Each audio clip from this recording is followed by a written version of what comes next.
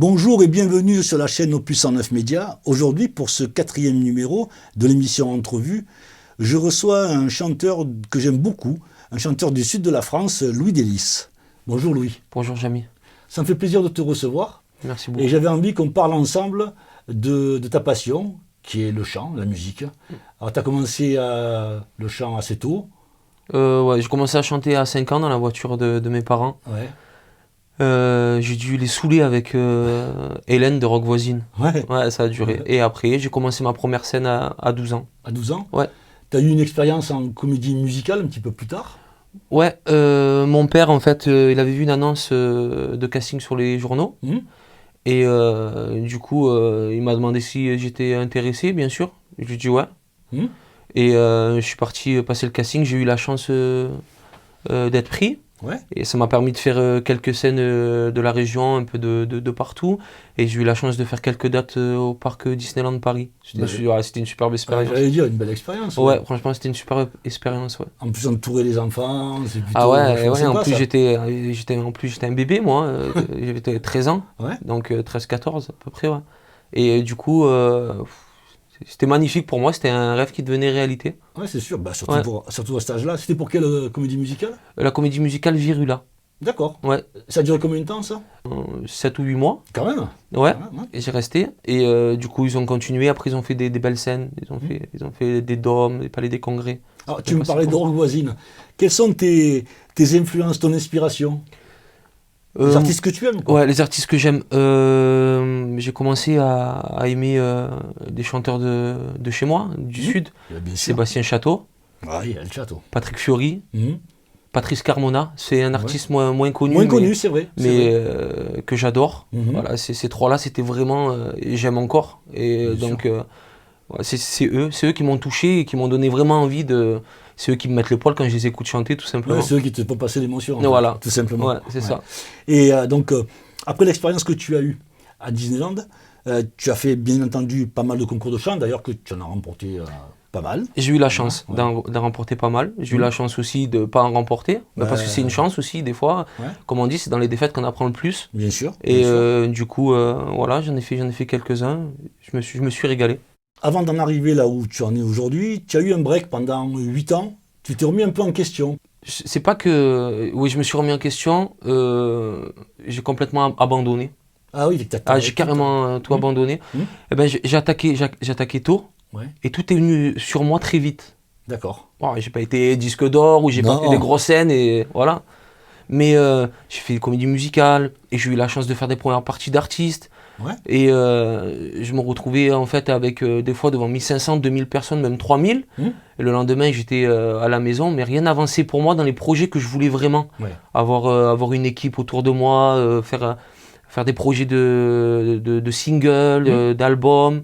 Parce que c'est ce qu'il fallait en fait. Tu pensais que ça avançait pas assez vite en fait. Voilà, je me suis dit c'est beau ce que je fais, chanter avec Patrick Fiori. Voilà, c'était pour moi faire la première partie. Je l'ai fait 2 fois la première partie de Patrick Fiori, 2-3 fois. Pour moi, c'était un rêve qui devenait réalité puisque c'est un de mes idoles, c'est lui que j'adorais.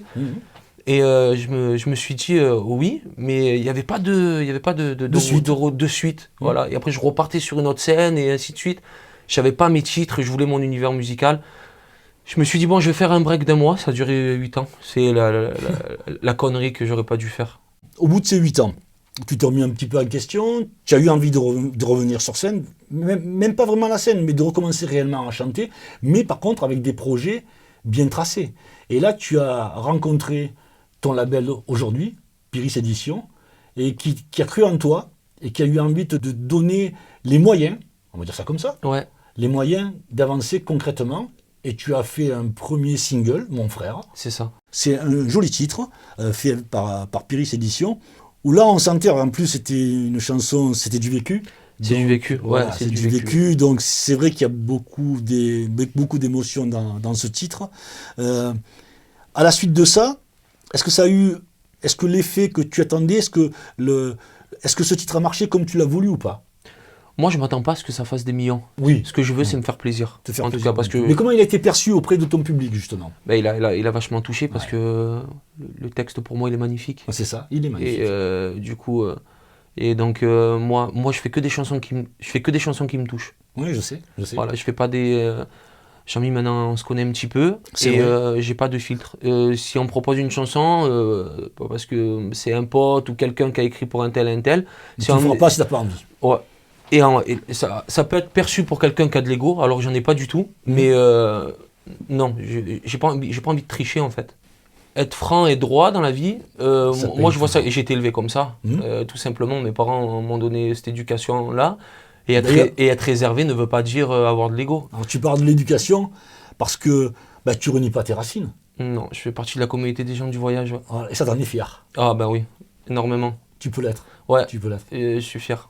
On a des qualités, on a aussi des Bah défauts, oui, oui, oui. comme tout le monde. Mais c'est aussi ce qui t'a donné, je pense, alors il n'y a pas que les gens du voyage qui sont comme ça, mais ce qui t'a donné cette valeur de la famille. Parce que moi je le vois avec ton épouse, avec tes enfants, tu es un papa poule, tu es un papa protecteur, Ah, énormément, même trop. même trop. Mais même en globalité, même chez mes amis. Du coup, je suis comme ça. Quand quelqu'un il rentre dans ma bulle, bah, il n'en ressort pas, quoi. Ouais. Voilà, je suis obligé de l'appeler une fois par semaine ou y envoyer un message. Et c'est comme C'est ça. pas faux, c'est pas faux. C'est- C'est pas là, faux, c'est- c'est pas faux. Ouais. Donc oui, une éducation, alors pas une éducation dure, une éducation Non, normale, mais une une éducation éducation normale, aimante voilà, l'éducation que j'ai eue de mes parents, c'est l'éducation que je vais que tu donner, donnes à tes enfants. que j'essaye de donner à mes enfants, parce Mhm. qu'on n'est pas parfait.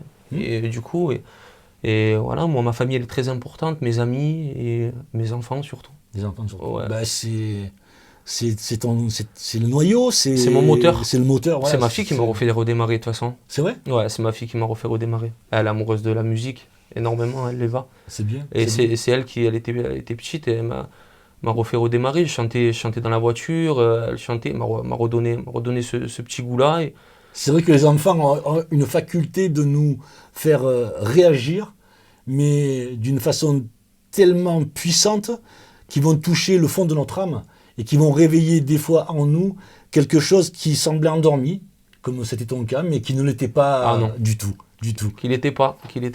Et puis après, j'ai repris la musique et remettre des étoiles dans les yeux à ma famille, à mes amis. C'est ça. Ben, Ton épouse qui est à ouais. 200% avec toi. Ah ouais, 200%. Ah ben, elle aussi.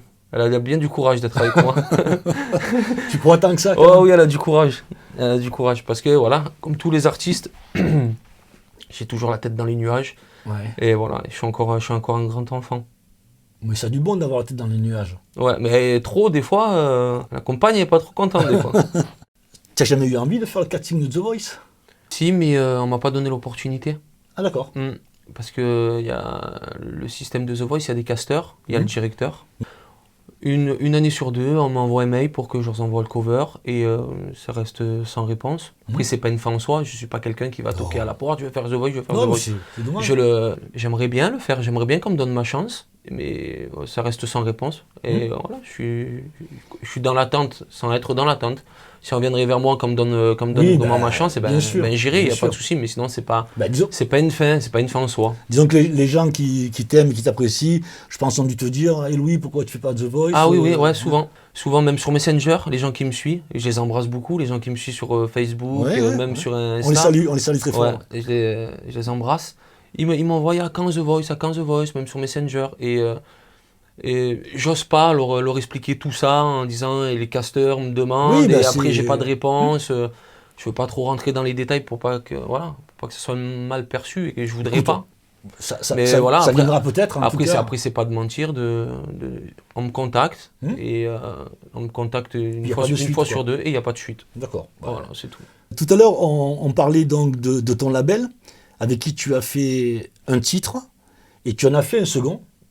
Et j'ai eu le plaisir de réaliser le clip. Alors pour expliquer à ceux qui nous regardent, en fait moi je suivais Louis depuis quelques années, j'adorais sa voix, bon, quand je parlais d'émotion tout à l'heure, réellement c'est ce qui me faisait. Et puis j'ai dit tiens, tu vas lui demander s'il veut pas venir faire un cover, voilà comme vous en voyez quelques-uns sur ma chaîne.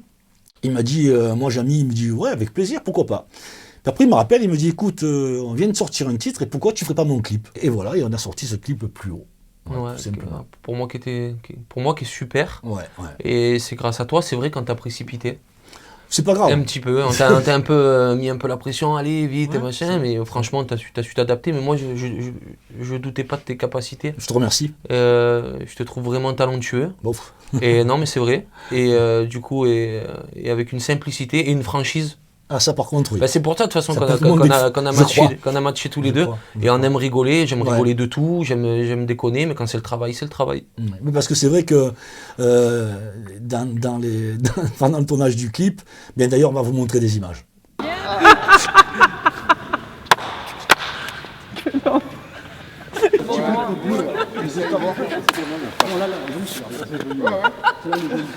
Tu mets la gélatine sur le côté.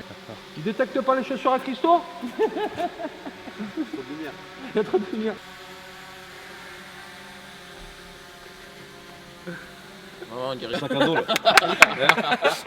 On appelle ça des miroirs. Ça c'est notre version, c'est plus rustique. Louboutin. Allez, garde le cap. Non, pas de lingette, merci Charlotte. Je suis pas encore là pour réussir. Donc, comme vous l'avez vu pendant le tournage du clip, alors c'était bien sûr studio, parce que c'était important d'être très sérieux, mais surtout quand on est sur un tournage, mais on a vachement rigolé. On a fait en sorte de lier l'utile à l'agréable, et puis il y avait une équipe qui était plutôt top, même si ça a été compliqué, parce que les conditions de tournage n'ont pas été simples, on n'avait pas de courant, donc il a fallu travailler sur batterie, avec un groupe électrogène également pour la machine à fumer. Enfin bon, je vous passe les détails, mais c'est vrai que malgré tout ça, on a passé un super moment. Il faut savoir qu'on a commencé le tournage du clip, il devait être quoi, 10h le matin. Ouais, c'est ça. On a terminé en fin d'après-midi. Donc ça s'est fait quand même relativement vite, mais toujours dans la joie et la bonne humeur. Exactement. Exact. Et ben moi, je portais beaucoup d'intérêt pour moi. Apprendre la famille. Ah, je fais venir un cousin, un copain, un de mes meilleurs amis, ma soeur maquilleuse, Oui, c'est vrai, ta soeur, hein. ma femme, au moins mon père. Et au moins ça me détend, je me sens beaucoup plus dans le cocon. Et, Il y a ton noyau familial. Voilà, il y avait les amis, et après ouais. on est parti. D'ailleurs, les amis à qui on passe un petit bonjour, Ouais, parce je que les embrasse, ouais. franchement, vous avez été top, quoi. Franchement, vous avez été top. On va parler des projets à venir, peut-être. Oui. Alors, bien entendu, on est dans la préparation d'un 3e titre qui est en cours d'écriture, je pense, par le label, qui est aussi le label qui est aussi le studio d'enregistrement, hein, Pyrrhus Records, qu'on salue très fort, donc qui est en cours d'écriture. Et puis quand le titre sera terminé, on travaillera sur l'écriture du clip. Cette fois, on aura plus de temps, on va se donner plus de temps. Ouais. Je vous promets qu'on va faire vraiment un super beau clip. On prendra le temps et on va vous faire un truc génial. Mais avant ça, on avait envie de faire un cover, étant donné que tous les deux on est papa et qu'on a été beaucoup touchés par l'affaire Maëlys. Louis m'a dit, écoute, j'ai envie de faire le morceau hommage, l'hommage qu'a rendu Slimane Vita. Slimane et Vita. Et il m'a dit, je vais l'enregistrer. Et quand j'ai reçu l'enregistrement du studio, waouh! Je ne sais pas si vous aurez la même émotion que moi quand vous entendez ce morceau, mais franchement, c'est sublime, Louis. C'est Merci sublime. beaucoup. On espère que vous serez nombreux à suivre Louis et puis à aimer ce que nous aurons essayé de faire humblement avec ce magnifique titre. Tu as eu la chance de rencontrer des belles personnes. Ouais, j'ai eu la chance de chanter sur la même scène avec Tina Arena, Angoun, Nolwenn Leroy. En fait, je faisais leur première partie et après... Ouais, c'est génial ça. Ah ouais, c'était un rêve pour moi. Bien sûr. J'ai adoré, franchement Donc, j'ai adoré. Tina Arena, Nolwenn Leroy, Angoun, Angoun, Vincent Niclot. Vincent Niclot. Ouais, aussi, Vincent Niclot, il y en a plein d'autres aussi. Mais franchement, c'était vraiment une superbe expérience. Les rencontres que j'ai eues pour moi après, vraiment qui m'a marqué, c'est le label Pire Édition. Ouais. Après, Oui, c'est un artiste. voilà. C'est un Et, artiste. mais moi, je te parle dans les rencontres musicales, en tout dans ce milieu-là de la musique. Après, il y a toi. Merci. Il y a toi. Il y a Muriel Catalan de Purici. D'accord. C'est une coach vocale. Et elle m'a appris à me découvrir vocalement. D'accord. J'étais beaucoup quelqu'un qui est toujours allé dans la démonstration vocale. Et, toujours je montais. Et c'est elle qui a réussi à me faire sortir ma sensibilité. Elle me dit, Et- tu sais faire autre Et chose. elle y a réussi. Elle a réussi. Elle a réussi, je la remercie parce que maintenant je me vois, à la limite je me vois même plus, je prends plaisir à chanter, mais je prends plus de plaisir à chanter des chansons à texte qui me touchent. Après c'est le vécu. C'est ça aussi, On décide de faire de la musique, c'est pas de tout repos, hein. Non? On prend des crochets, Ouais. on prend des hypercutes et donc on se met une coquille. Ouais. C'est ce que je t'ai dit tout à l'heure. Être réservé ne veut pas dire avoir de l'ego Non, non, mais ça, ou ça, avoir je sais bien. voilà. Mais c'est vrai que je suis réservé. J'ai ma coquille. Et dès que tu arrives à rentrer chez moi, ben je t'offre tout ce que je dois t'offrir en fait. Mais en tout cas, Louis, merci d'avoir accepté mon invitation Merci pour à ce toi. 4e numéro d'entrevue. J'espère que on continuera à travailler et à bien travailler et à bien avancer. Quoi qu'il en soit, merci à vous de nous avoir suivis. J'espère que vous aurez appris à connaître, pour ceux qui ne le connaissaient pas, à découvrir Louis Delis et l'artiste qu'il est. Et je vous dis à très bientôt pour un prochain numéro d'entrevue. Bye bye.